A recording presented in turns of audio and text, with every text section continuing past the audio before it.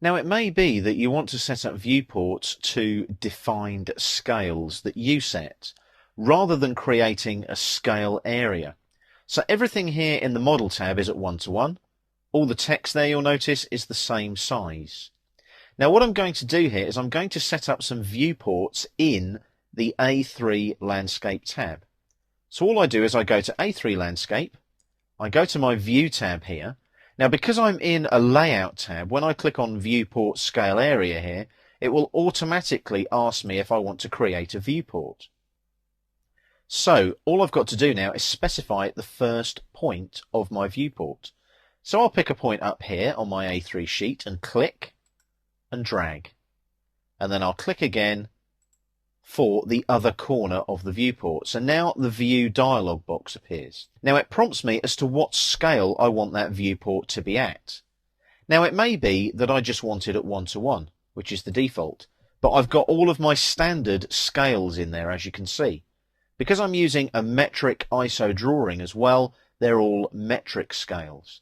Now, one thing you will notice as well, if I click on this little button here, that will actually ask me to pick a dimension, a symbol, text or something inside of a scale defining area. So I can go and pick an object to scale to a particular scale. Now I don't need to do that, so I'll hit escape there and it takes me back to the View dialog.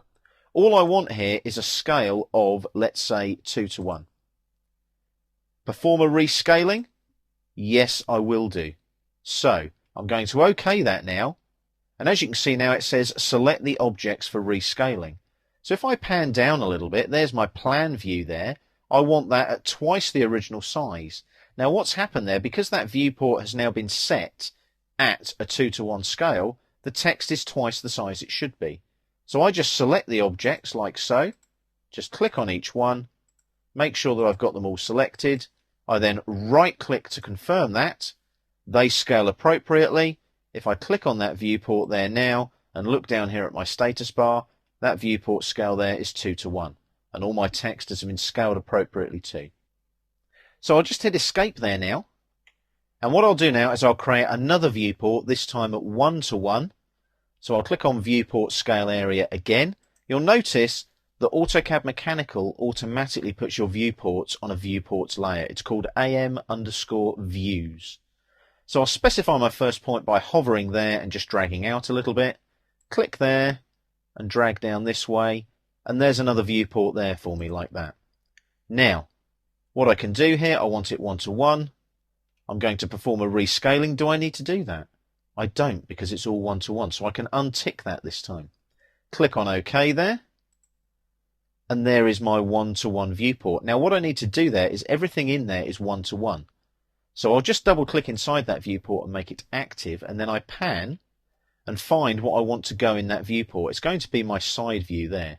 So I make sure that that fits nicely like so, double click outside the viewport to deactivate, and there's my viewport to a defined 1:1 scale. But look, all the text is consistent, because when I created this 2:1 viewport, I performed a rescaling there on the objects that needed to be rescaled. So everything is consistent, even though I've got viewports at differing defined scales.